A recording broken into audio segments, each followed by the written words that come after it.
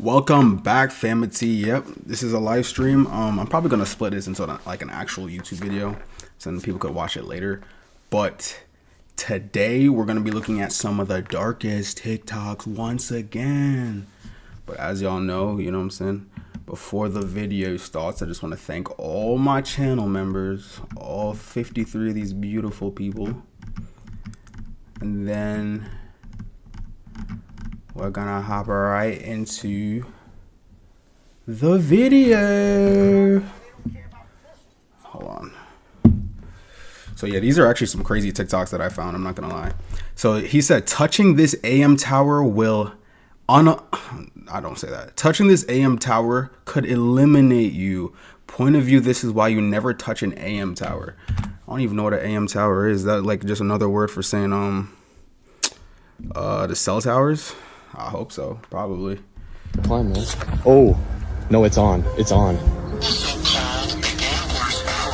Yeah, this right here is exactly why you don't go climbing random AM towers, even if you think they've been abandoned, because it could kill you. This video shows a guy that I believe to be an urban explorer walking up to an AM tower, and it appears as though he has the intention of climbing it. He then touches the tower with a stick that has a hot dog on the end of it, and we hear an electrical current that kind of sounds like a voice. If you guys have heard of AM radio, these towers are exactly how you guys get that signal, and the entire tower here is actually the antenna, meaning that it has electricity coursing through it. But even if the electricity itself doesn't get you, these towers also can cause RF burns, which stands for radio frequency burns, which often causes intense, deep, and penetrative tissue damage.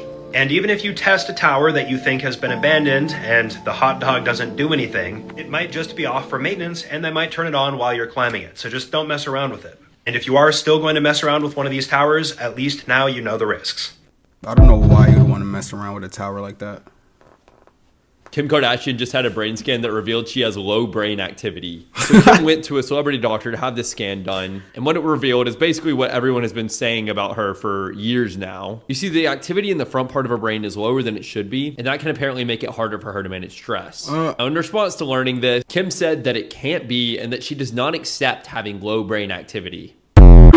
Yo, that's actually hilarious. I mean, I've heard that low brain activity doesn't necessarily mean that you're unintelligent, like it doesn't mean that you're dumb, but that's just hilarious that someone like Kim Kardashian would have a low brain activity. I could see it, honestly.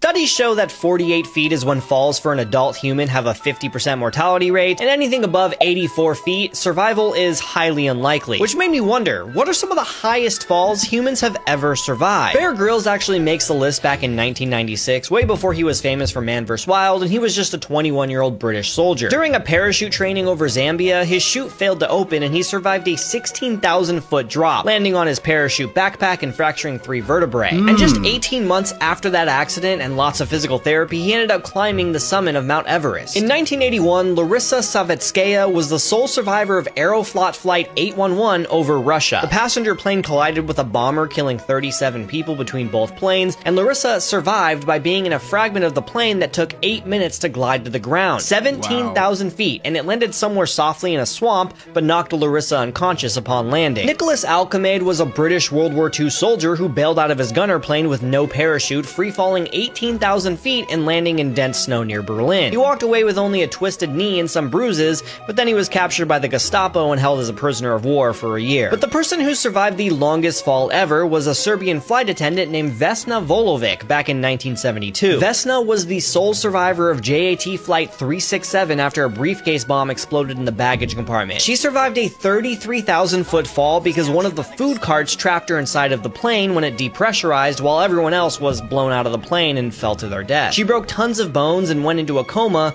but eventually made a full recovery. She even wanted to go back to being a flight attendant, but the company gave her a cushy desk job over fears that her local celebrity status would be a distraction. But then in the 1990s, they fired her anyways due to her taking part in anti-government protests and supporting the breakup of Yugoslavia, so that wasn't very cool of them. But it is cool that she survived 33,000-foot fall. That's cool, I guess. It's not cool that she got fired, though. My main thought is, like, how did none of these people get crippled? Like, how do you, like, all of these people survived falls that were over, like, quote unquote 10,000 feet, and none of them got crippled. They all were just able to walk. Like, the first dude, He literally went back to go climb Mount Everest. Like, I thought after he fractured his vertebrae. I don't know, bro. Life is funny with that stuff sometimes. This video is going viral on Twitter because this is in Brussels. It's a farmers' protest again. The farmers are still pissed because they're mandating that they feed their cows Boivar. You got to hear what's going on in freaking Europe, man. They're making them feed their cows a feed that the owner of Microsoft sponsors called Boivar that reduces the emissions from the cows farting, literally. But farmers are reporting their cows are dropping like flies being fed this stuff.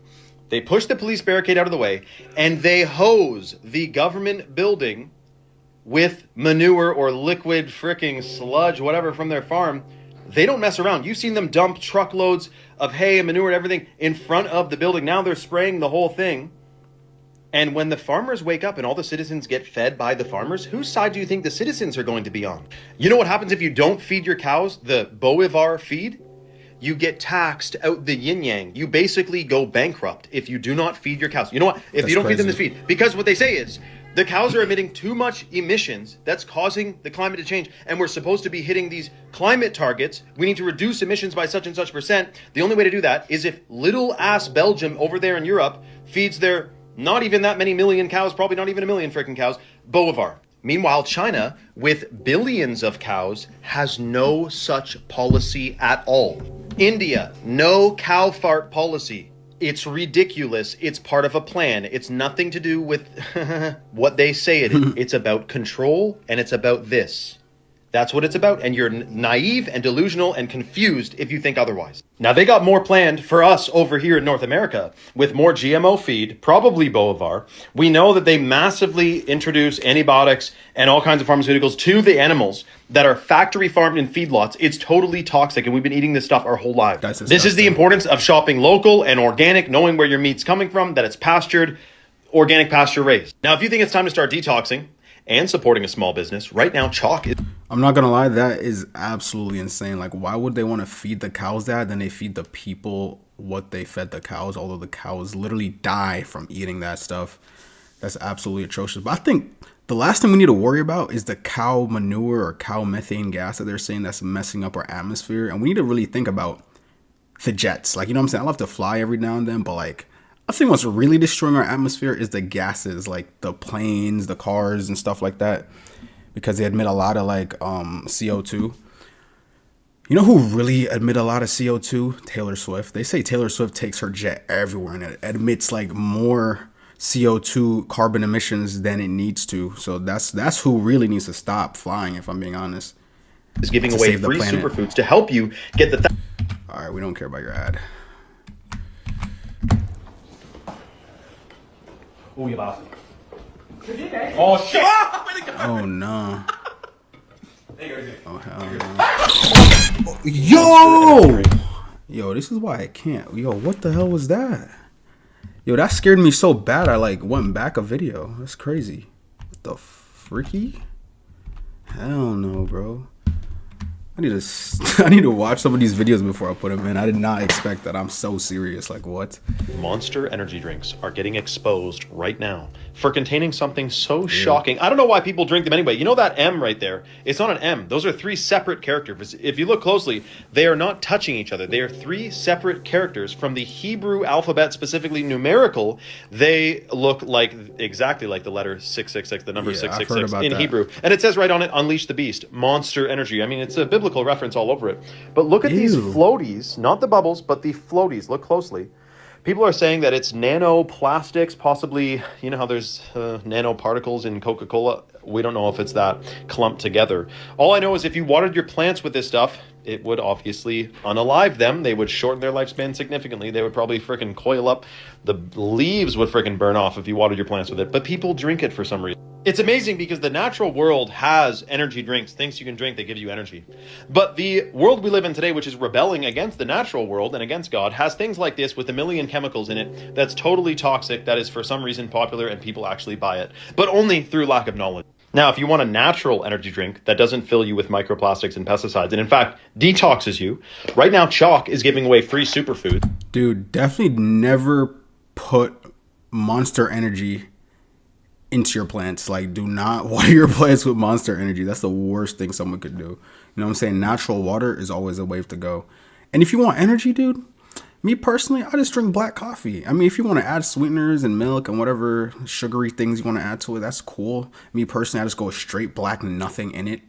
You know what I'm saying? Only because of the benefits. Like, it's not like I genuinely enjoy drinking straight black, like hot black coffee, but it has its benefits, so I just do it. Personally, that's just me. All right, let's see what we got next. If this creeps you out, here's the reason why. If this creeps you out, here's the reason why. Money. Okay guys, you've officially summoned me to this video, even though this is a topic that we've already covered twice in the past. So as it turns out, this video right here was creeping out a ton of people, and it's because this lady is just staring at the camera for 15 seconds straight, making the same facial expression. Now, I'm not sure if this lady was doing this on purpose, but many people in the comments were saying that this was triggering an uncanny valley-like reaction. So if you're one of the people that found this creepy, here's the explanation as to why.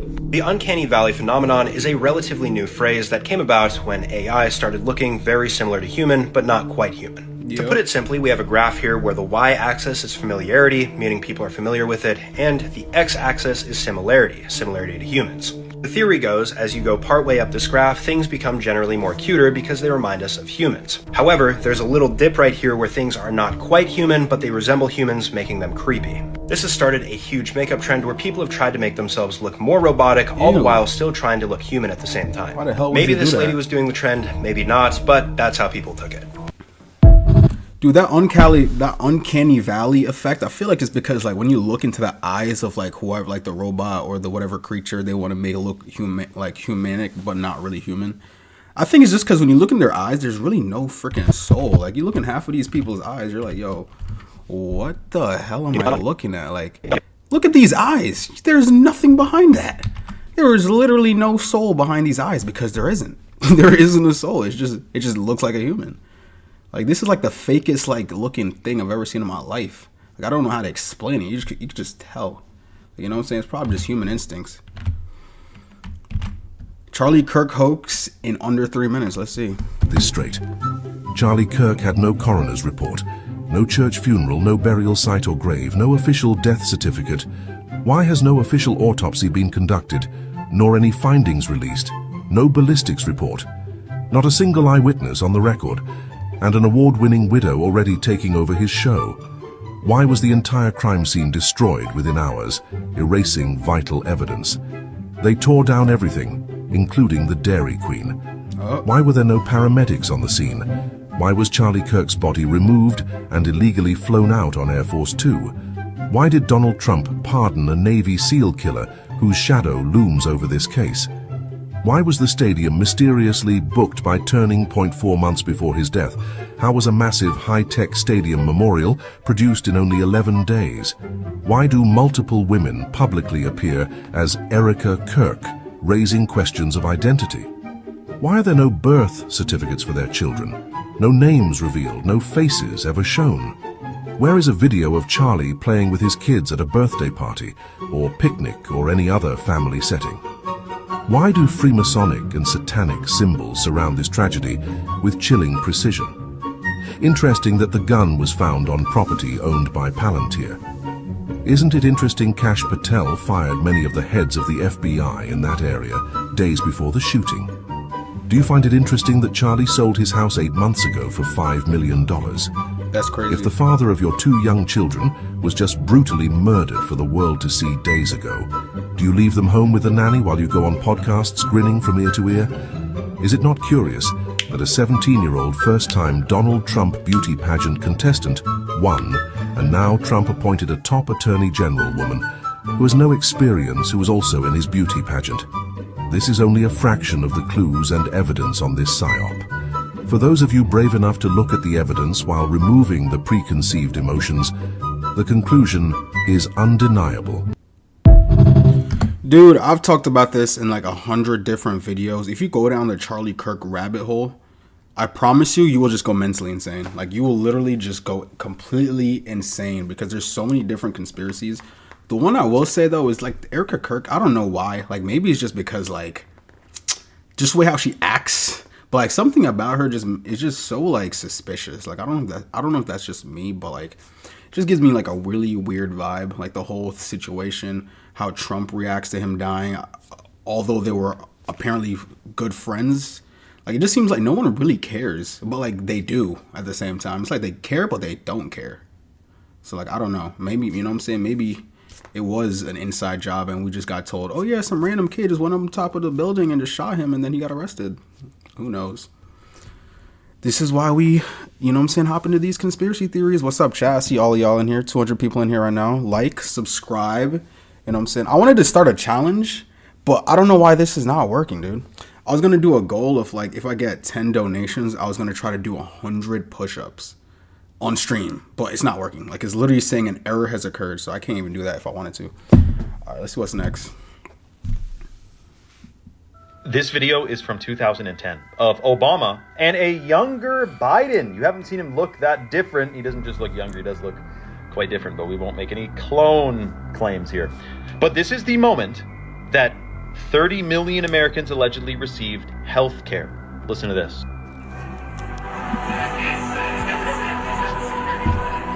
Wait for it.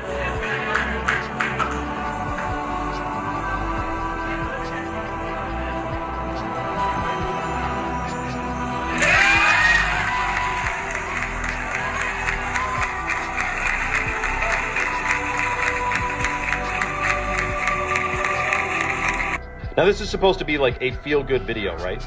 Except it went viral, and all the comments were literally tens of thousands of Americans saying, I don't know about that. All I know is my health insurance tripled, and it was a very trying time for me in 2010 when this Obamacare thing was launched. Now, my question is this. You may think, well, this, that, or the other. When healthcare used to be about ancient, remember when it used to be every natural thing was just the norm? And then they made everything out of petroleum and then called the old natural things alternative, when really that was the norm for thousands, for as long as humans freaking existed. I don't know. Anything that's free, you are the freaking product, man. So free healthcare, I don't know. In fact, in Canada, it's the same thing. Free healthcare. It's not free. You pay for it with your tax dollars, even if you don't use the healthcare at all.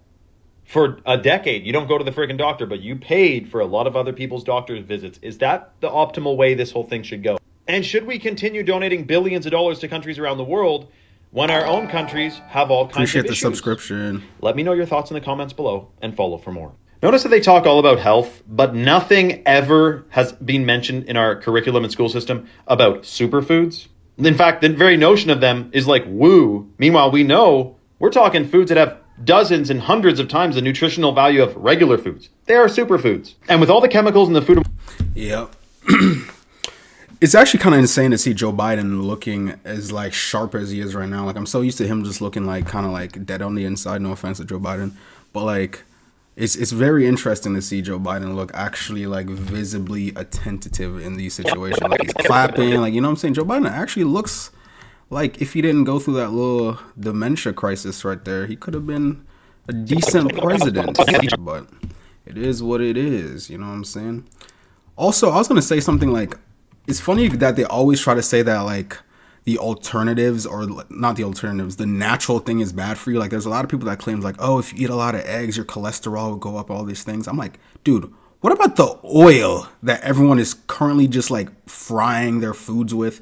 I'm like, it's not the chicken that's giving you high cholesterol. It's the oil that we're using, dude. Like, why would God give us natural eggs, right? Like eggs. And then our cholesterol will go through the roof. I'm like, dude, it's the oil that we're using to make these foods that are giving people these cholesterol problems.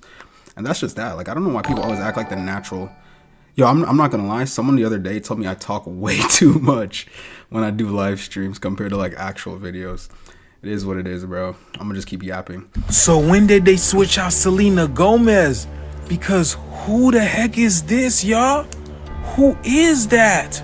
Is this what they mean by time is speeding up? Because these celebrities are aging. And why is she so stiff? She can barely move her head. Y'all, this is not Selena Gomez. Who is this? Look at this. Which one of your songs gets you moving and grooving when you're on your own? That is not something I do often.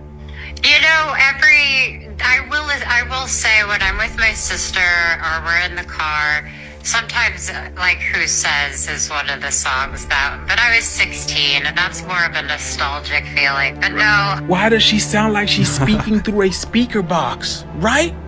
It sounds like she's speaking through a speaker box, and look at her eyes. I don't know about y'all, but something's not making right. Something's not adding up, man. Look at this. What is going on here? Look at the eyes. It looks put together. Y'all see this? What is Hollywood doing to these people? She looks completely robotic. Oh my goodness. So what's happening here? Is time accelerating? Is that why all these so-called celebrities looking different? I mean, every single one of them is looking different. Is this part of the so-called Mandela effect, man? Like, what is going on? Let me know that in the comments below, y'all. The shift is here. I be telling y'all. Let's get it. Peace in. We need to talk about Selena Gomez. And no, it's not about lupus. This goes much deeper. What I am about to show you is how deep of a change Selena has gone through, looking almost unrecognizable to before. See, in elite circles, beauty isn't just an asset, it's a currency. And sometimes, that currency is traded in for something else. Compliance. Hollywood has always had a strange obsession with reshaping its stars. But when someone goes from glowing, expressive, and youthful, too cold, sculpted, and oddly distant, that's not just filler, that's agenda. These transformations break the emotional bond fans have with the star. Suddenly, people feel off. She doesn't look the same. Something's wrong. Exactly, mission accomplished. Selena Gomez has to perform loyalty to those behind her brand. It's not about being nice, it's about survival. Yeah, it's like she was saying. I mean, I've heard Selena Gomez does have a lot of health issues, like she had to get her kidney replaced and stuff like that. She also mentioned in the video towards the end of this segment that she had a lupus. You know what I'm saying? We might have to do a research on lupus, but all that could be the reason why she looks different. A lot of y'all in the chat are saying that she got cloned. She looks AI. Cloning, a lot of clones. Y'all think she got cloned? That's hilarious. I mean, maybe she did get cloned, because they could do that nowadays. They could really clone people. They could clone animals. Like that video I posted the other day where they cloned Tom Brady's dead dog. So cloning is completely possible. So I would not mark that out of the equation at all. At all. People who survived unsurvivable things. I think we already kind of heard something like that with the people that fell out of the freaking plane at over 10,000 feet and somehow didn't get crippled. I'd say those are one of these type of people. People who survived unsurvivable things. Jacob Miller. He got shot between the eyes and survived. Tsutomu Yamaguchi. He survived 2 atomic bombs. That's wild. That's a story for the kids. And Duma Silmona fought with a leopard and survived. It's definitely not unsurvivable. Rommel Broom survived the electric chair. Alright, that's crazy. I'm not gonna lie. Dick Williams survived the Titanic. That was also kind of survivable, I'm not gonna lie. Alison Bota survived being kidnapped and beheaded. That's wild. Beheaded is crazy. She almost got beheaded? That's wild. Did they really think that people weren't going to watch this video? Did they really think that they were just going to be able to put out this BS statement claiming that, quote, the footage confirmed that from the time Epstein was locked in a cell around 10:40 p.m. on August 9th, 2019 until about 6:30 a.m. the next morning, nobody entered any of the tiers of the SHU? Did they really think that we're just going to take their word for it and not look? Well, guess what? I watched it all 11 hours, and let's just say they really do think that we're all idiots. Well, the thing here is that at 12:05 a.m., you can see that in the timestamp, this big dude wearing a hoodie is seen entering this floor. He grabs the bags that are sitting there near the door, presumably linens or something, and then he tosses it out of door 46. He goes out briefly, and then he comes back in. He closes door 46, behind him and then walks down the staircase out of view. Now, a very important thing to note here is that door 46 is the only way to go in and out of this cell block floor. You can see that in the diagram here. Here's another diagram. Each of these cell blocks have 8 cells split into 2 levels, L and M, so 16 total each. You can see from the point of view of the officer's station that Epstein's cell is in the upper L level. But once again, I have to pull up the screenshot to show that that area that we were just looking at is almost completely obstructed from view. You can see maybe the little teeth that is in the staircase going up to the L level. So really anyone could have gone up and down that staircase without being seen by this camera. So the claim that this footage can conclusively prove anything is sort of laughable already, but let's keep going. At 3:15 a.m., a female officer goes out of door 46 and then comes back in at 3:17. And just to remind people again, you cannot see the stairwell that goes up into Jeffrey Epstein's cell block. But what we do know for sure now is that there are people coming and going throughout the night in and out of this floor. Then there's this craziness where 1 full minute of footage is just missing. It goes from 11:58:58 to 12:01:01. And you can even see the video frame change. Right there, 11:58:58, 12:01:01. And then something else that's kind of odd here in this moment is that some sort of editing software menu pops up in that upper right-hand corner. Finally, this is near the end of the video, allegedly capturing the moment at around 6:30 a.m. when officers realized that Epstein had quit. You can kind of make out that there's a lot of commotion and movement and discussion in the background there. I'm sure they're trying to figure out what the hell is going on. So yeah, they're not even hiding it anymore at this point. This whole thing was a ruse by the Trump administration to pretend that they were taking on the deep state, when in fact, they are the deep state. Yeah, that's quite interesting. This man actually knows he's This man actually knows he's already dead. Okay. It might look like this guy just completely tanked a cobra bite with no reaction, but behind the scenes, things were not going to end up well, and this was one of the last things that he did before passing away. The video that you guys just watched shows a man handling a cobra and attempting to capture it with his bare hands. He does end up succeeding in capturing it, however, he gets bit, he pulls the cobra off, sucks out the venom, but by this point, it's far too late. The man seen in this clip was a very experienced police constable, having been a veteran for 17 years by the name of Santosh Chaudhary. This incident happened very recently in September of 2025 here in India, and Santosh successfully did end up capturing this cobra. However, when he was trying to pose for a photo after his hard work, this is when he was bit.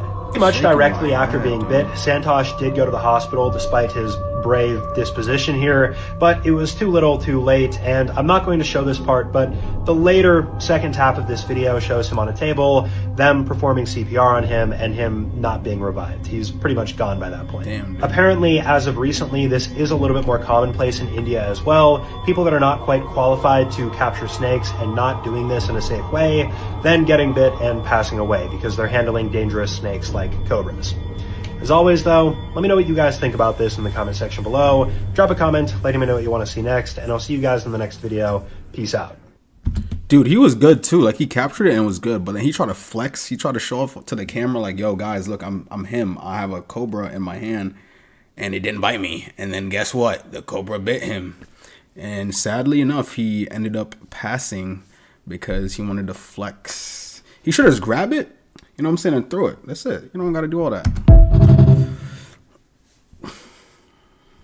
We're in the middle of the ocean. There's no way he makes it to land. That's crazy. Trust me, he's gonna make it.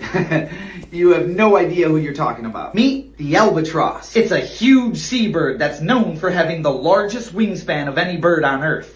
12 feet. That's more than twice my height. But they use those wings to fly distances that I can't even comprehend. They're capable of flying over 10,000 miles without ever landing. In fact, there was one report of an albatross flying over 120,000 miles without ever touching the ground. Insane. That's equivalent to 5 times around the Earth. And it only took 13 months. But that raises the question, what about food and sleeping? Well, they have special tendons in their wings that allow their wings to lock into place open, so they use no energy. That allows them to literally sleep in midair. That's awesome. They can also eat on the fly, scooping fish and squid right from the water surface. Moral of the story? I understand. It's weird to see birds in the middle of the ocean. But let me tell you, those birds have a better chance of making it than you do. And as always, follow for more facts. Oh, word. Whatever you do, don't put your hand in the water. Money. Oh my god. Most of the time when this is something I ask, I almost always say no. This time though, I would actually do this for $1 million. The video that you guys just watched shows this person holding a brown blob. They then place it inside of this basket that kind of looks like a deep fryer, and within a few short seconds, the blob is completely covered in these writhing creatures. Now what we're looking at here are hungry juvenile eels, and it's their dinner time. The eels featured in this video are more than likely the same that are found in Japanese eel farms, and these are used for human consumption. In terms of these unappetizing blobs, more than likely this is made out of fish meal, soybeans, and fish oil. And this will provide more than enough sustenance for these eels to grow up and be used for food. While these baby eels are carnivorous, if you were to jump in yourself, you'd probably be just fine, and you would more than likely not be bit very much, if at all. This is definitely just more unsightly than anything. Again, it's not dangerous at all. Me personally, I'm still not jumping in that. Police body cam footage of a real life possession. The cops get called to a church, right? Yeah. They see a man just standing in the middle of the altar staring at the cross, and apparently like he was like wreaking havoc inside the church, trying to steal stuff, trying to take down like the cross, and he was just basically being crazy in there, right? And the people in the church were telling him, relax, you don't have to do nothing, but that's why they ended up calling the cops, right? So the cops get there, and this is what the body cam footage captures. Hello, sir. I'm Deputy Roland to the Sheriff's Office. How are you? I'm alright. Okay, so what's going on today? I just need to open this. Well, we can't really do that. That's the church's property. Okay.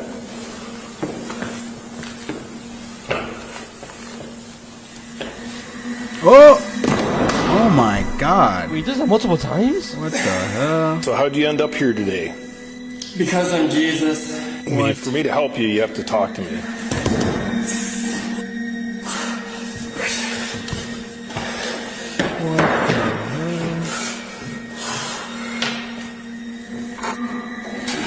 Oh! Oh! What is good with this dude? I'm telling you, bro. What is wrong with him? Yo, he's tweaking.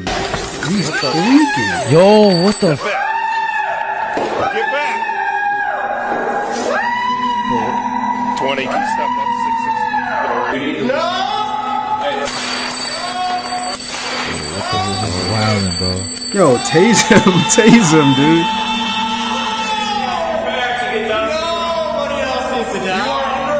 Alright. I'm ready to speak. I am here. And you will see me again. Bro, what was that? Yo, that cop saw this dude fall backwards, like full force, no like bracing anything. And that cop did not care. He was like, yo, dude, you gotta talk to me. And that dude did talk. Surprising. I thought he got knocked out by doing some stupid stuff like that. But nah, dude was fine. Yep, definitely possessed. Definitely possessed. A lot of people are saying, I rebuke the devil in Jesus, on Jesus. That dude's totally possessed. On God, he is. That's a cut their live stream when a bunch of people identified an unidentified flying object coming out the cut like the right side, lit up. What's that? And hold on, it gets crazier. Exactly. It disappeared live on cam. But no worries. It came back like cook crack in the 80s. And everybody was like, hold on, wait. Replay, what was that? And instead, NASA was like, cut that shit, bro. What the fuck was that? Yeah, no, that's the question that we all asking. Because as you can see, here it come out the cut like Neo Swarm. What is that? And they cut the live stream completely, acting like they was having technical difficulties. That don't look like no technical difficulty. That look like an alien or some super government moving, grooving, vibing, sliding type shit that you don't want us to know about. And the thing is, it was over China. So that makes me question, like, wait a second, did you not want us to see one of China's secret little weapons? Or what the fuck is going on? Because here's another angle where it was just a little bit more lit up. And as you can see, it's just like, there's these random lights that don't look that random that just slowly come across the screen. It's just like, wait a second, what you just catch? The fuck is that? People are immediately speculating that was a TR-3B or a Black Manta or basically a stealth government object craft that China and U.S. supposedly have but don't want to tell each other and don't want to tell the public because it's that elite and it's that Mephistophelian of a vehicle. But that don't look like what the fuck was flying across the day. It's 2025. Can we just admit that there's aliens or that there's another species we don't know about that's clearly more intelligent than us? I promise. Humans not going to freak out. Yeah, there's going to be some people that question their religion and be like, wait a second, well, do they know where we came from? Or like, do they know the origin? Could it flip our world upside? Yeah, maybe, but that's what the fuck we need at this point in time because there's too much stuff going on. Like, think about it. We still in war. We know humans exist all around the world, but still we're like, we need to blow them up. Aliens could probably be here to help and be like, yeah, no, you guys are going to go into another extinction. If anything, let's wave them down and be like, hey. Yo, I love the fact that this guy speaking for all of humanity. The bro literally said that we won't freak out like he knows. Honestly, you know what that could be, if I'm being honest? Aliens. Or it could just be NASA just lying. And they're like, oh, shoot, something just got into frame. We got to, like, shut the stream off so they don't know. The Russian rabies case that shocked the medical world in 2008. Rabies is scary, bro. Never wish that on anybody. Ну хорошо, если сейчас предложить водички попить, как? Нет, ну я попробую. Только посмотри, что из этого получится. Я боюсь, конечно. Мне уже это...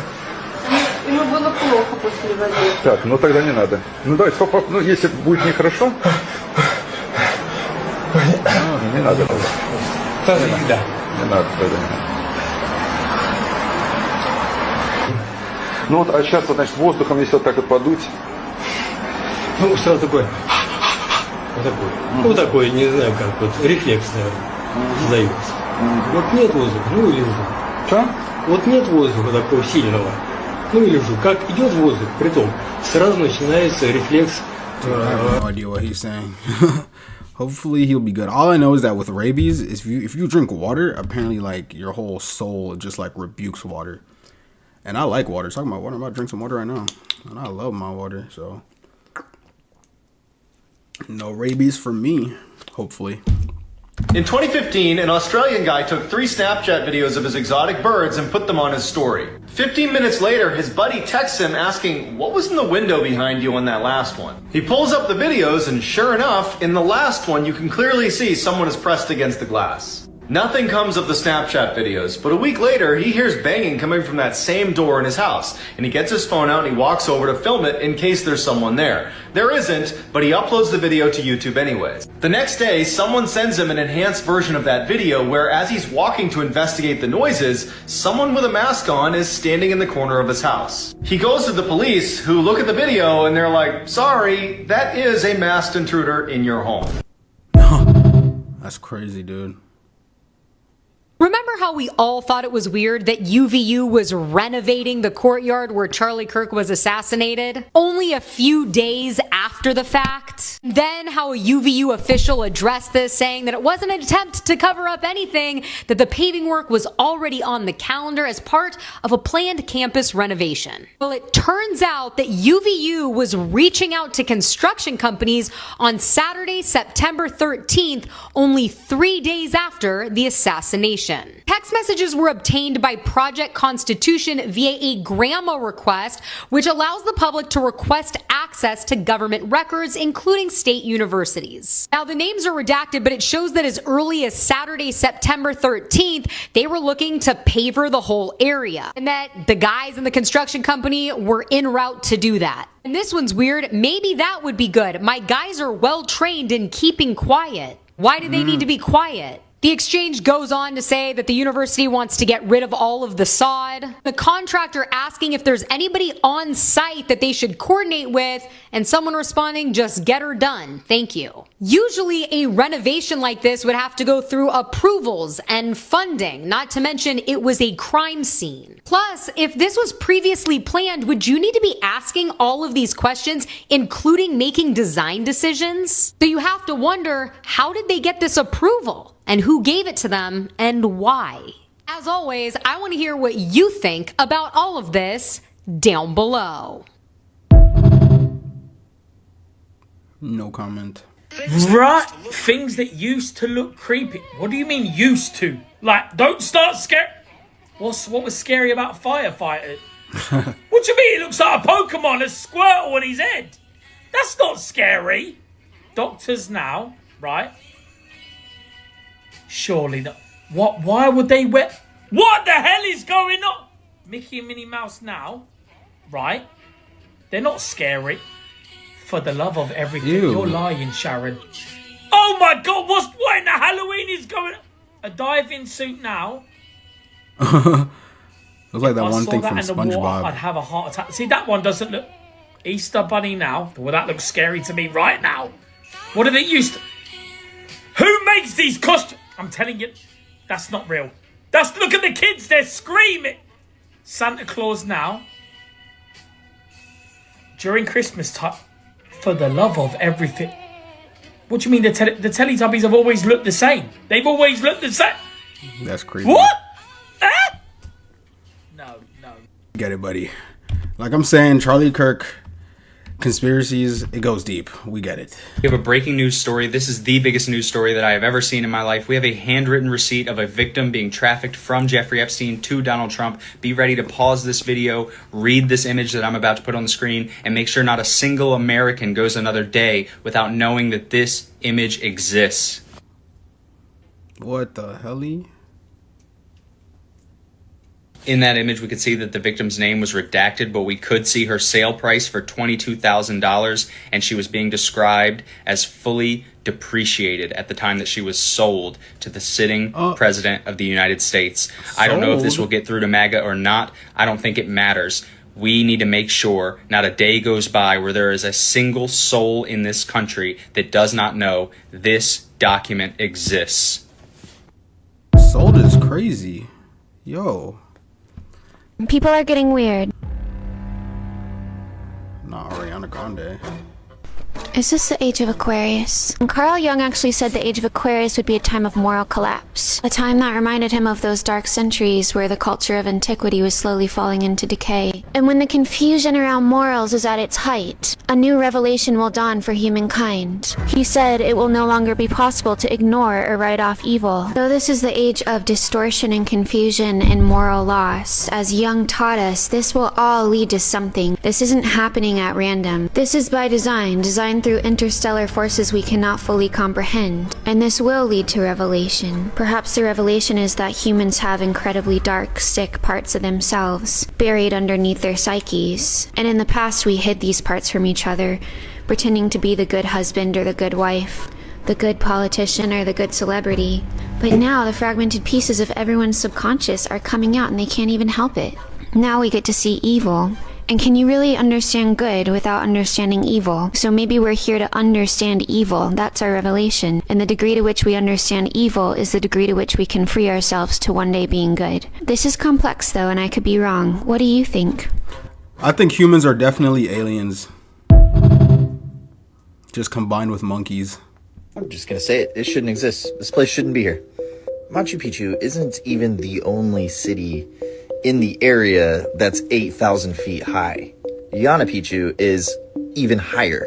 Before we try and explain how they got the rock to do that, you gotta explain why it was a priority to put doorways that go nowhere in the temple. This rock right here is what really gets me though. How do you get that up there? How did they know the same techniques as another culture across the globe? Why is the older stuff more advanced than the newer stuff? I don't see iPhones getting worse. I wouldn't know how to get water up here, but their fountains still work. We only know how they did it because we 3D scanned it. Not only did they know how to get it up there, they delivered it to the citizens via art. No one gives these guys enough credit. They thought these were for food or like grain, grinding grain up. They fill up with water one day and someone notices the angle at which they reflect. We built them to observe sections of the sky during specific times of the year through the windows of the surrounding building. And then we realized the whole place is aligned to the sky, celestial events. Here's the deal, when someone comes in and takes all your stuff, then enslaves your people, they get to write your story and make your people look like idiots. Yep. South America, Africa, India. Strange that they all have some form of this guy. But all of them just so happen to have the most unexplainable stuff. Utterly unsatisfactory explanations for what it was. All of which make the natives look inferior. Tell you what doesn't lie. A big old rock. They dude said history is his story. If you're claustrophobic, or afraid of heights for that matter, working in Hoover Dam is probably not the job for you.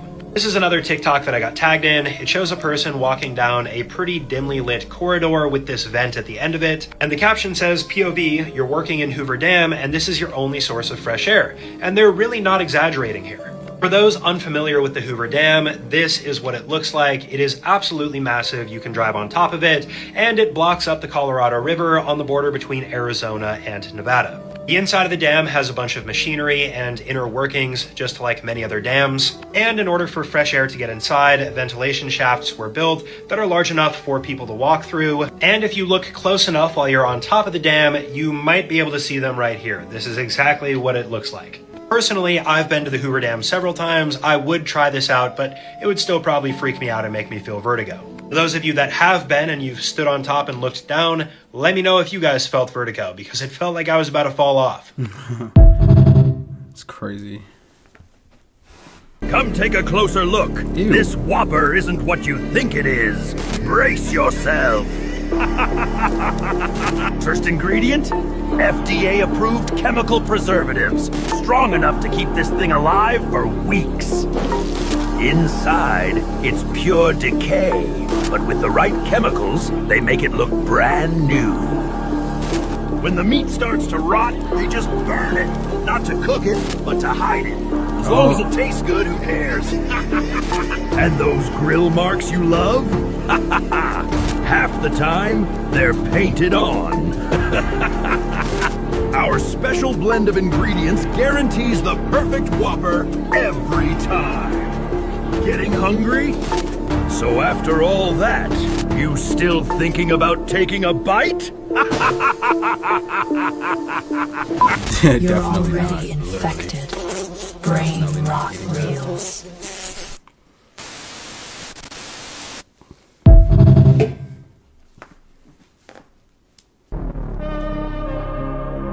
Yes, this is actually very real.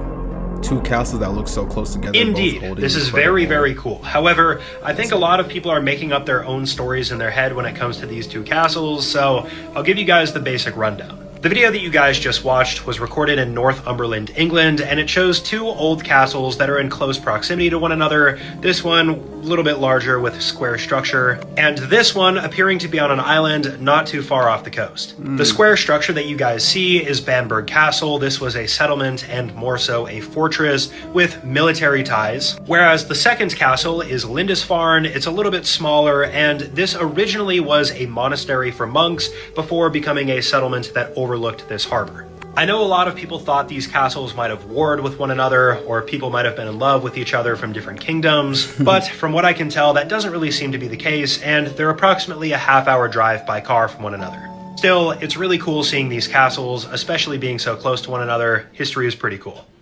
Yeah, pretty cool castle. I wonder how they built that. The invention of artificial rain was truly a stroke of genius. Just fire a few rockets into the sky and it starts to rain. So how does this work? Clouds are basically tiny water droplets floating in the air. They don't fall because the droplets are simply too small. The purpose of launching rockets is to make those droplets bigger. Inside the rockets are catalysts like dry ice, silver iodide, and sodium chloride. Their crystal structure is hexagonal, just like ice, so they can act as condensation nuclei. When water droplets come into contact with these substances, they begin to condense on them, gradually growing larger. Once the droplets become big enough, they can overcome the updraft and air resistance, eventually falling to the ground as rain. And it's not just rockets, we can also use airplanes carrying catalysts, spraying them directly into the clouds to achieve the same effect of artificial rainfall. Ever wonder why you can't resist the urge to come back every day? Haha, it's all by design. You think you're choosing the drink? But the drink is choosing you. The sweetness is engineered to hijack your brain, and you still call it a treat. Every pump, every swirl, carefully crafted to keep you hooked forever. This isn't flavor, it's chemical obedience. Sugar, flavors, stimulants, all carefully engineered to make you crave more than you did yesterday. And tomorrow, you'll be right back for more. You're already infected. Yep, we definitely are already infected. I feel like the combination of caffeine and sugar, two of the most addictive things in the world. Well, they're not like the most addictive, but like one of the most addictive, you know what I'm saying? I feel like that combination is like a lethal serum for just straight up addiction. Like there's so many people I know that every single day they go to like Starbucks and stuff like that. Dunkin', they go to Dunkin'. I don't know, man. If you go to Starbucks every day, hey, you know what I'm saying? I don't blame you, but you got to be careful with that sugar intake, dude. You don't want to rot your arteries. Brain rot reels.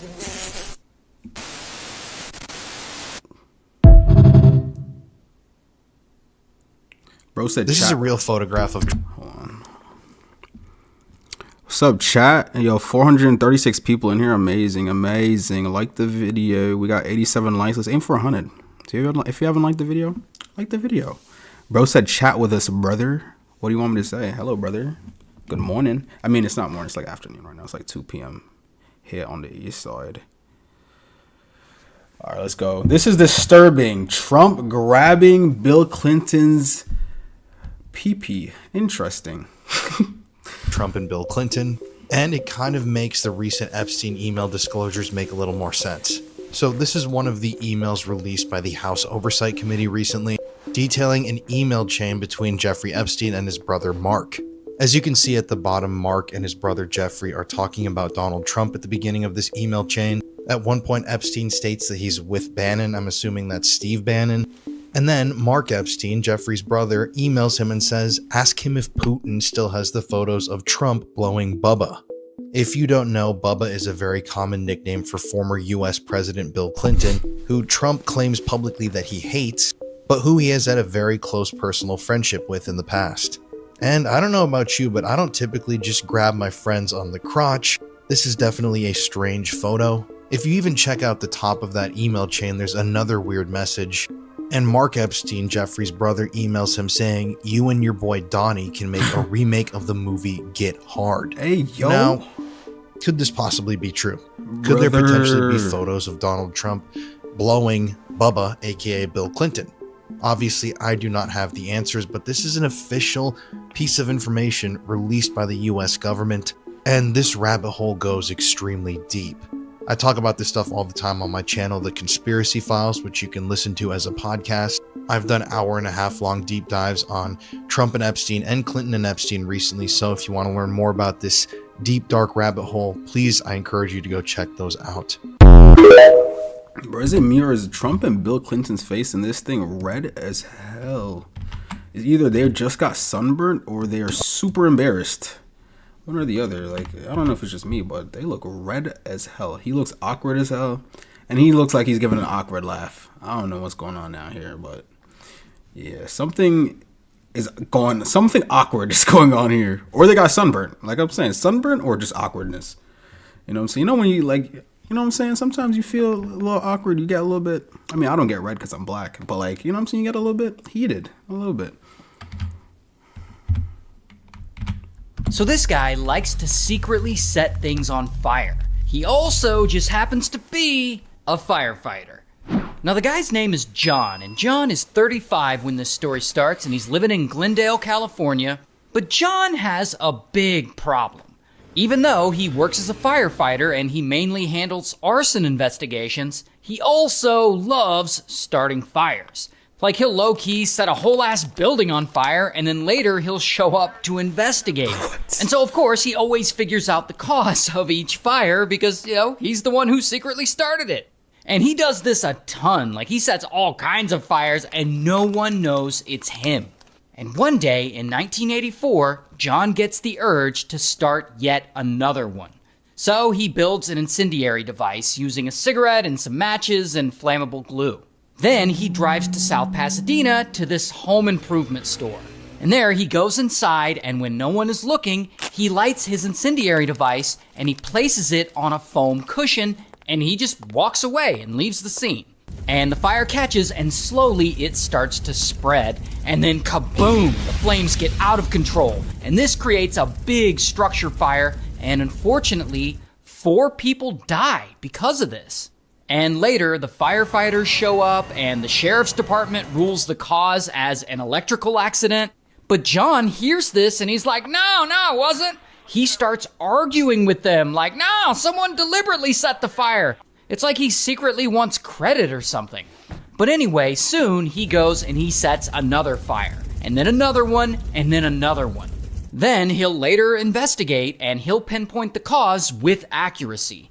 And over time, he starts to get a really good reputation as a top arson expert. He even starts writing articles about how he caught over 40 serial arsonists and how he understands how they think. So on the outside, John looks like the Sherlock Holmes of arson. He's always appearing on TV to reassure people whenever there's a fire. But in reality, he's kind of a psychopath. And the fires he sets hurt people. And so 3 years go by. And it's now 1987. And one day, John attends an arson investigators conference in Fresno, California. And while he's there with all those other arson investigators, boom, the urge to start a fire suddenly hits him again. So he sneaks away from the conference, and he walks into a pharmacy, and he plants this incendiary device in some sleeping bags that are on display, and he sets them on fire. And kaboom, the whole store goes up in flames, and it burns down. That's wild. Then he sees a fabric store, and he does the same thing, like he secretly sets that on fire too. Next, he drives to a nearby town, and he sees another pharmacy and a fabric store, and he sets those on fire as well. And no, he's not done yet. Then he drives over to yet another nearby town, and in a craft shop, he hides his incendiary device in some artificial flowers. And kaboom, the whole place goes up in flames. So he sets 5 fires in one day. However, this time, at the scene of one of the fires, arson investigators find what turns out to be a clue. One of the incendiary devices is partially wrapped in yellow paper. It's not much, but it's something. Not only that, but the captain of the Bakersfield Fire Department, this guy, Marvin notices that several fires have occurred since that arson investigators conference started. And that is when Marvin starts thinking, maybe the person behind all this is one of the attendees of the conference. But, he doesn't have any evidence. It's just a theory. And so he shares this theory with other fire captains, but they don't really take him seriously. So Marvin has to let this theory go, and the case goes cold. Now, here's where the story gets really crazy. A few years pass, and it's now 1989. And there's another arson expert conference happening in Pacific Grove. And of course, John is there attending. And while he's there, he again gets the urge to start some fires. And so he goes and he secretly lights up multiple buildings in the area. That's crazy, dude. And again, when the arson investigators investigate the aftermath, they find that the fire was started with the same type of incendiary device wrapped in a piece of yellow paper. Plus, this time, there's a partial fingerprint. And Marvin, he hears about these fires, and he immediately notices the timing. These fires also happened during an arson conference. So now he's convinced that whoever is starting these fires is an arson investigator. So he himself starts investigating. And he gets a list of the attendees of the conference, and he compares the names to the list from the previous conference years ago. And he sees that only 10 people attended both events. And one of those people is John. So he then orders a fingerprint test on these 10 guys because he wants to see if it matches that partial fingerprint that they found. But unfortunately, the system can't confirm a match. So nothing else happens, and again, the case goes cold. Then 2 more years pass, and it's now 1991. And John's weird ass is still out there setting fires. And by now, he's like overconfident. I mean, he's been doing this for 7 years, and so far, no one has caught him. That's crazy. So he decides to take it a step further and write a novel for some reason. It's called Points of Origin. And it's about an arson investigator who secretly starts a bunch of fires while pretending to solve them. So the novel he's writing seems to be like low-key about himself. Like, it feels like it's based on him. And in the book, he even writes about details from the real fires that he started. Like, he writes about how this character starts a fire in a hardware store that ends up killing 4 people, which is exactly what John did years earlier. Also, the character in this novel is sexually aroused by setting these fires. So I don't know if John is also like that or what, but ew. Anyway, Ew, while for he real. writes this book, he keeps setting fires. He sets fire to a store in North Hollywood. He starts a fire in Glendale that destroys over 60 homes. He even sets fire to part of Warner Brothers Studios' backlot, which destroys one of their sets. Now, at this point, John, he's set a bunch of fires throughout his career. Some estimates say that it's several hundred. Some estimates say that it's more than 2,000. It's hard to get an exact number of how many that were caused by him, but it's a lot. And so far, no one has caught him, so it looks like he's just gonna keep getting away with it. Until...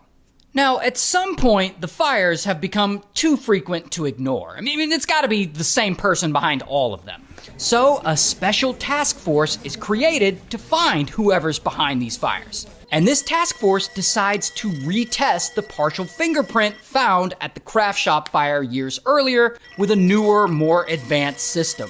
And this time, boom, the fingerprint has a match. John. And the investigators, they don't believe it. Like, they think surely John must have accidentally contaminated the evidence. Like, there's no way he's the guy. But then they investigate more, and they discover that there's no way he could have contaminated this evidence. So they start tracking him. Like, they literally place a hidden tracker on his car. That's wild. And they monitor him, and slowly but surely, they start piecing all this evidence together. And they question John's supervisors. And that is when one of them mentions that he has written a novel and that he's been trying to sell the manuscript to get it published. And so they go and they search John's home and they find the manuscript, and so they comb all through it and they immediately notice how similar the stories in his book are to the real life fires. So with all this evidence against him, bam, police arrest John. And I couldn't find a mugshot, but here he is in police custody. And so after all that, ultimately he gets life in prison. As he freaking should, because, like, what the hell are you doing? Dude, that kind of remind me of, like, rappers. You know what I'm saying? There's a lot of rappers that make songs about literal, you know what I'm saying, murders that they have done and stuff like that, or murders that people they've known have done. And a lot of them try to fight it in court because they're like, you can't use our lyrics against us. But I don't know why it's like human tendency sometimes to literally just self-snitch on yourself. Just be like, yeah, I'm going to just write a book about a fictional story that's actually true. And then once, you know what I'm saying, people find out it's true, then they're just like, dude, it's not true. I didn't actually do it. Oh, it was just a made up story. I didn't actually go on a drill at 2 a.m. and actually lit up the whole block. I didn't do that. But then it's in your song when you're talking about driving down whatever lane at 2 a.m. lighting up the whole block. And that actually happened. They're like, dude, obviously it's you. You literally admitted it in the song. But it's entertainment. If you're going to do something, you might as well just shut up about it, if I'm being honest. That's what I'm trying to say. People be funny with that stuff, man. But yeah, that concludes the TikTok segment of this video. Now we're going to watch more of my boy Dylan Page. Honestly, I watch this dude like damn near every single day. But I was gonna say that he makes some of the best news content. So if you guys haven't checked him out, you know what I'm saying, make sure to check him out. Dylan Page. He wants to get to 1 million subscribers before the end of the year. Hopefully he can hit that. So if I could just redirect some of you guys over there, you know what I'm saying, go support, bro. That'd be cool. Let me just like the video. Something big is brewing. Something big is brewing in the USA. What is going on in the US in 2025? Let's check it out. Oh, this week, Jimmy finally addressed the something big is brewing in America after 2 soldiers were on US soil. Dude, that's wild. I'm not gonna lie, that Diddy documentary, dude, 50 Cent. You know what's funny? My name Fiddy actually came from 50 Cent. Like, it was 50 Cent, but I just dropped the cent and just called it Fiddy. But 50 Cent and Diddy have this like weird like rivalry. And now 50 is dropping a documentary called Surviving Diddy. That is wild. Hopefully they don't shoot up that movie set or that documentary set, because I know with people that roll with Diddy, it's completely possible. So we're gonna see. All that and so much more, Alex is only 70K away from keeping his job. So subscribe! I've also got a big announcement that's gonna affect the next couple of weeks of uploads at the end of this video, so just make sure to watch that. And let's stop the yapping, man. And let's get cracking, man! Come again!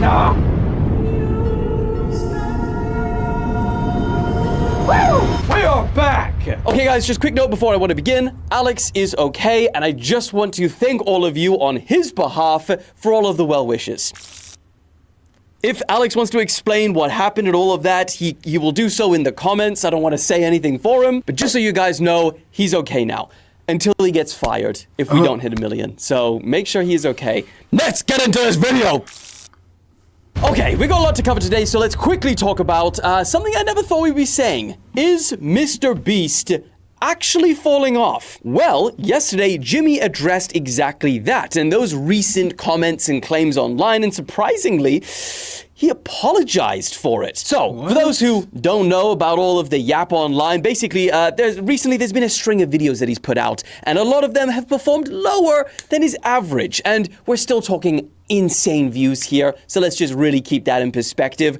But, you know, some started pointing out that he hasn't broken that 200 mil mark for nearly a year now, which in 2024 was something he did almost every upload. And instead of Mr. Beast coming along and being like, you guys, where is your hundreds of millions of views? I ain't falling off.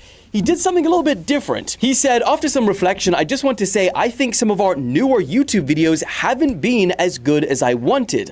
I apologize. Your boy is going to go into ultra grind mode and make the greatest content of my life in 2026. See, this is what happens when you tell people that they're not, like, you know what I'm saying? A lot of people don't like to be honest with people. They like to be like, oh no, you're doing well, you're doing fine. When you be honest, you be like, yo, I'm not gonna lie, your content is absolutely garbage. It just forces them to go harder in a way. At least some people that have the dog in them. Some people that have that dog in them, if you know what I'm trying to say.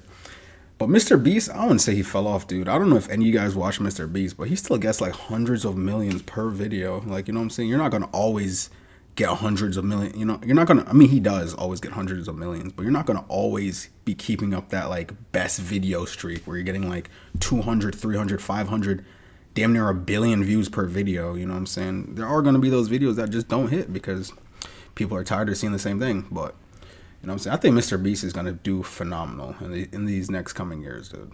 Promise. Do I need to say it? Was bro not already in ultra grind mode? I mean, how many things is he working on right now? We just covered that he's starting a freaking theme park. My God. Now, some people in the comments were telling him to not be so hard on himself, while others were saying that, you know, he's been focusing on so many different things lately, it's impossible to excel at everything equally. However, others weren't so nice. Some said that his videos have become too optimized for retention, with them being too intense, loud, explosives, and so many different camera angles. And others have said that the high dollar amount with super big things angle is getting old, and that he needs to spend more time on the story narrative. But ultimately, what do you guys think? Are people just yapping online and Mr. Beast is fine and his views are still good? Or are you guys actually watching less Mr. Beast nowadays than you did perhaps last year? Let me know your thoughts in the comments, but for now, moving on. Also this week, something big is brewing in America because of what happened yesterday. And boy, it's pretty big. Trump has just announced that he has suspended all immigration from Afghanistan after a man shot 2 National Guardsmen in the head, not just on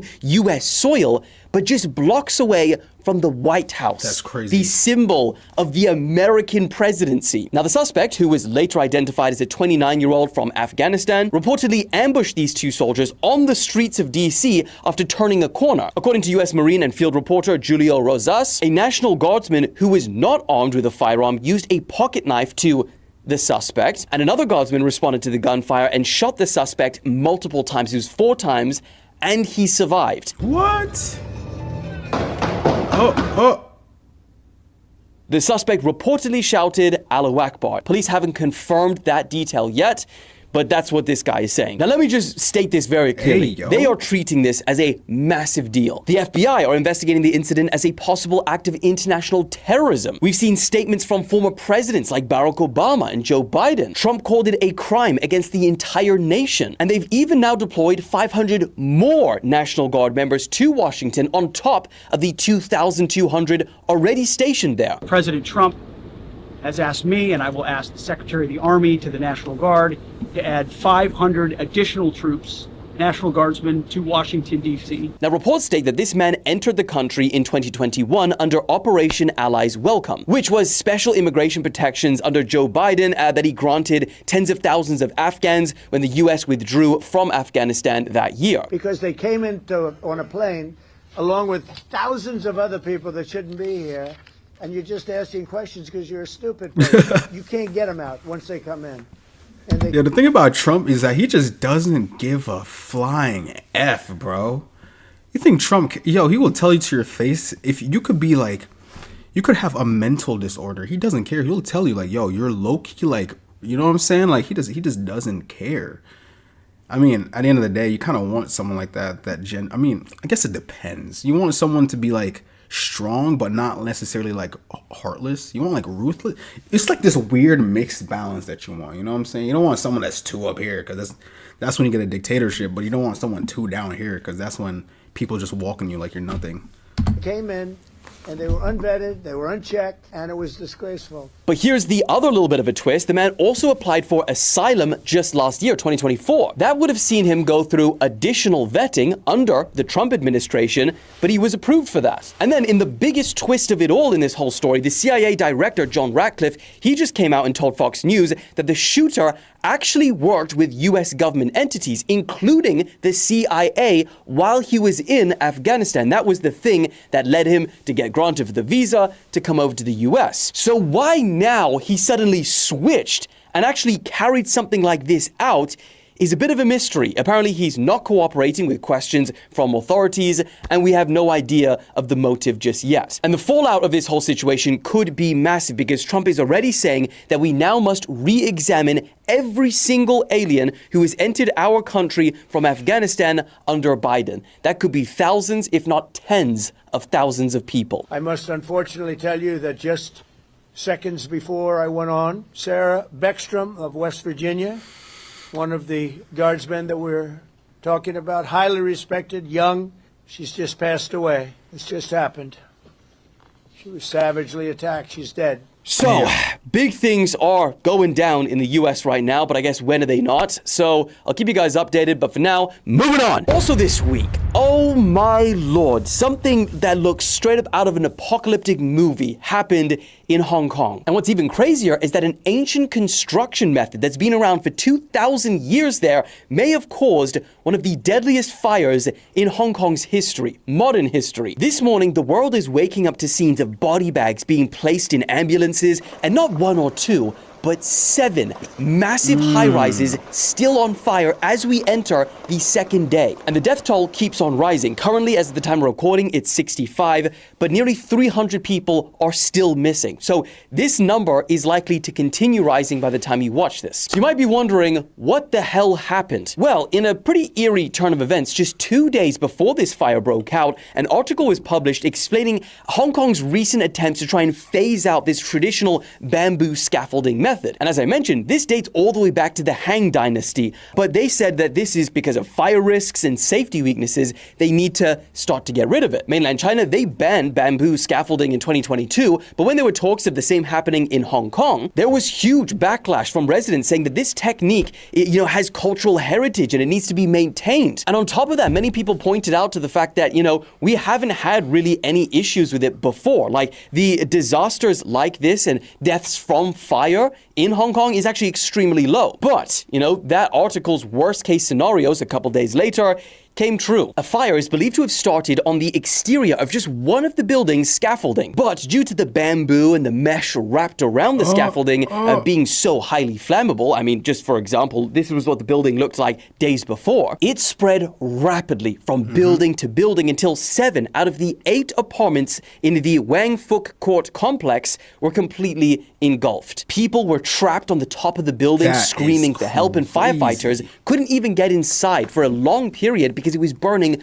so hot. Now, police have since arrested 3 men from the construction company for gross negligence and manslaughter, saying that that protective mesh wrapped around the bamboo, which is a very common sight in Hong Kong, may not have met fire standards. And also they say that some of the windows were sealed with a foam-like material. And yet again, this has ignited a fierce debate. Is the bamboo scaffolding to blame? And if so, should it be banned or not? Let me know your thoughts. Moving on. Also, talking about things being banned, teenagers are fighting back down under. So as we all probably know by now, Australia is banning all social media for people under the age of 16, including many of you probably watching in Australia on YouTube. In fact, I know this because I'm going to be giving goodbye whippings to one of you, at least one of you, in a second. And this is all going down on the 10th of December. So about 2 weeks. Now, while many parents and adults are celebrating this law, many other people are saying, delicious corn casserole. So much so that 2 teenagers are now challenging Australia's highest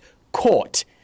2 weeks out. Feels a little late. You didn't want to do it earlier? Noah Jones and Macy Nayland, both 15 years old, are listed as plaintiffs in a legal challenge organized by the backing of a campaign group called Digital Freedom Project. Now, they are making arguments like, this social media ban robs the Australians of their freedom of political communication and it violates the Constitution, and that this legislation is grossly excessive. In fact, one of the teenagers likened it to George Orwell's book, 1984. Looking to optimize your health? Whoop is the all-in-one wearable that turns your body's data into daily decisions, helping you train smart. And I mean, they might not be alone. YouTube and Google have slightly hinted at taking legal action. However, nothing is materialized. And the other problem is that according to polls, the majority at least, support this ban.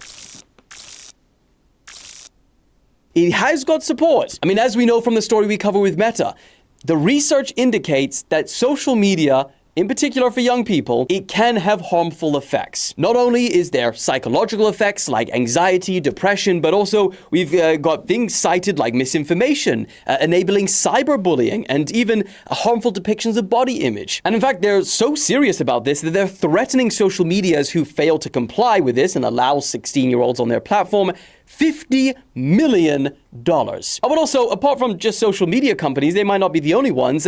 There's also reports that parents could be penalized if they fail to comply with this as well. So the ban is very likely to go into effect. It's, already been passed and signed into law. But can some teenagers stop all of this in the final moments? Let me know your thoughts in the comments, but for now, move on! Also this week, this is such a bizarre one, squatters have hit the absolute jackpot after taking over an entire luxury resort. The crazy part is all 92 rooms are now occupied and the owners still have to pay the gas and electricity bills. This is like nightmares. Now, this is Calo Sport Hotel in the popular tourist destination of Tenerife. And about 10 months ago, just think about it, this has been going on for 10 months, it was broken into by a group of what they call mafia squatters. What a freaking name! And they essentially have refused to leave ever since, and they're now even renting out some of these rooms. Oh my god, like they own them! And as a result, there are now about 200 people living in this place illegally. Bro. Just think about the Christmas rave. It's gonna be outrageous. So you're probably wondering, how is this legal? How is this possible? Well, turns out Spain is actually pretty renowned for having some very strict tenant protection laws, especially when it comes to a landlord trying to evict people on their property. And even though this has good intentions to protect people, boy, can it be taken advantage of? The actual hotel owner said that despite providing plenty of evidence that, that this is illegal occupation, they still have to pay 6,000 euros a month because all of the people are living in there. They say that is triple the amount of bills that they had to pay even when they were running this thing. and it was occupied by regular people. Now, here's a little bit of the other side to this, because the squatters and maybe some of the locals, they actually blame the government as well, but for a different reason. They say that authorities have been long neglecting the locals in favor of benefiting tourists. And because of that, rent has shot up, some say by about 80%, and they can no longer afford to pay rent. So they're just saying, screw it, we've got to live somewhere, and now this is the result of that. However, after nearly a year, a court has finally ruled that the squatters have to be out within 30 days. So technically, they could still make it for Christmas. So I guess we'll actually still see if they have to leave or not. Moving on, I'll keep you updated. Okay, now this next story I had to cover because this is Alex's dream, right? This is Alex in a house. People are losing their minds after an over 200-year-old castle was put up for sale. For half the price, you can buy some one-bedroom properties in London. Now, the castle is located on a Scottish island called the Isle of Rum. Come on. Say the line, Bart! But why is the rum gone? It has 20 bedrooms, not one. It was once visited by the king, and you even get to keep all of the historical pieces inside, which might be worth now more than the actual castle itself. You also get to keep the demons. Now, not only was it built all the way back in the 1800s, so you know it's seen some but it was so cool that for a while, it even had public tours. Now, may I suggest that this is a perfect home for those with many enemies, like Alex, because it's even got lookout towers, so you can see the ops coming from miles away.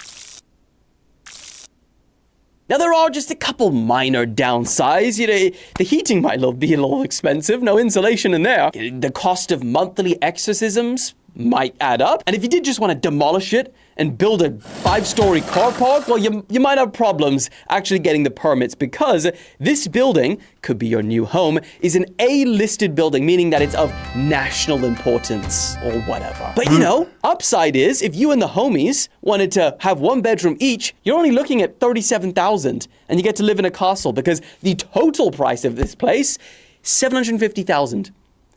You can get one-bedroom flats in London for 1.5 million, and they're not even that nice. Yes, you may need to defend the castle from White Walkers one day, but that's Alex's dream. Alex, come on, buy this.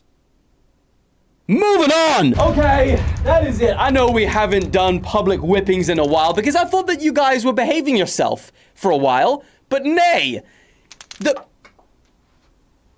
the subscribers have slowed right down. So we've got whippings for 3 things. 1, to say goodbye to our good friend that is getting banned in Australia.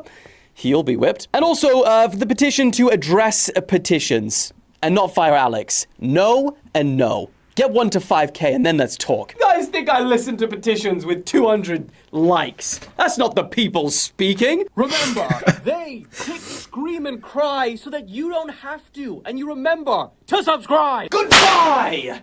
And subscribe to the channel! Damn. Woo! Got my whipping on back. Okay, I think it is time for some kinda rapid fire news. Firstly, Netflix actually did it. Did what? Diddy. They did Diddy. They have just confirmed that they are gonna release a Diddy documentary, okay? Yes, it's titled Sean Combs, The Reckoning. Yes, they did miss the opportunity to say Diddy do it. Feels a little bit cringy. And guess what? It is dropping on December the 2nd. 2 weeks away. Or is that's today. December the 2nd, that's today, right? Hell yeah, December 2nd is today. So Diddy documentary dropped today? That's next week! Oh, next week! No, but if a documentary about Diddy isn't crazy enough, well, it turns out it's being produced by none other than 50 Cent. That is crazy. And for those who don't know why that's crazy, is because they have hated each other for such a long time, and 50 Cent has trolled Diddy on social media in beautiful ways before. So now he's got a full, few hours to put it into film. It is gonna go so hard.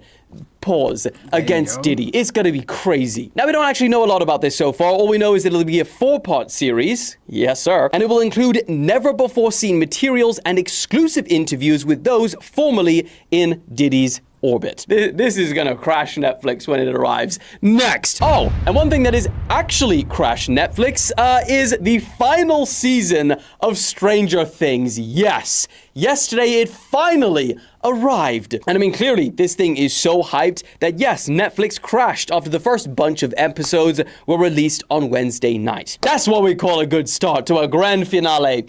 Now, as expected, hordes of people went online saying how dare Netflix crash, but it only lasted 5 minutes, so it feels like it was not even really a big thing. Now, I haven't seen the first few episodes yet, so spam it in the comments if you have, whether it was worth the wait or it was meh so far. Don't you dare say it was meh. I've got an Asia tour coming up. We will get to that next. Also, in the realm of documentaries and series and films, well, lastly, we are getting a Rush Hour 4. Yeah, and weirdly, we need to thank Trump, the president, for that. Now, in case you've got terrible taste in movies or you're just far too young, the Rush Hour franchise with Jackie Chan and Chris Tucker is an absolute classic. Have I got that unk status where I'm calling things classics? That is wild. Alex, comedy gold. The reason this has got so much publicity recently is that apparently Trump personally requested for number 4. And then, just days later, Paramount, who is obviously the producer of all of this, confirmed that it is happening. And also, Chris Tucker, Jackie Chan, both coming back. There they are, looking all happy together, signaling 4. It's happening. We have now entered an era where US presidents are requesting sequels for films and getting granted. What the hell? One thing I do worry with this one, though, is that the comedy in the early 2000s was very different than in the Big 25. So I hope they don't ruin it. A very good thing. Fingers crossed. Next! And then finally, as you watch this video, I will probably be on a very long flight for a News Daddy Asia tour. It is happening! Woo! Now, because you guys loved the Is Vegas Dying video style so much, there is a lot more coming. 2026 is gonna be crazy. 4 videos I am shooting in the next couple of weeks, and those include Malaysia, Japan, China, Singapore, and then also China jumping off the tallest bridge in the world to celebrate 1 million. So you better not let me jump at 930K. So get your fill in with this video. Watch it twice if you need to, because we're going to be skipping Wednesday videos so we can manage all of this. Monday and Friday is what to look out for now. So really, when you see a video and you get that insane refresh. Yeah, that's amazing, dude. That is wonderful. But yeah, chat, I'm not gonna lie, I'm absolutely like hungry, like super freaking starving. My energy is depleted. I think that's the end of the stream. I'm gonna try to upload the TikTok part of this stream hopefully today. You know what I'm saying? I'm gonna be trying to stream like at least two to 3 times a week now. You know what I'm saying? I kind of like streaming. It's a little bit fun. It's different.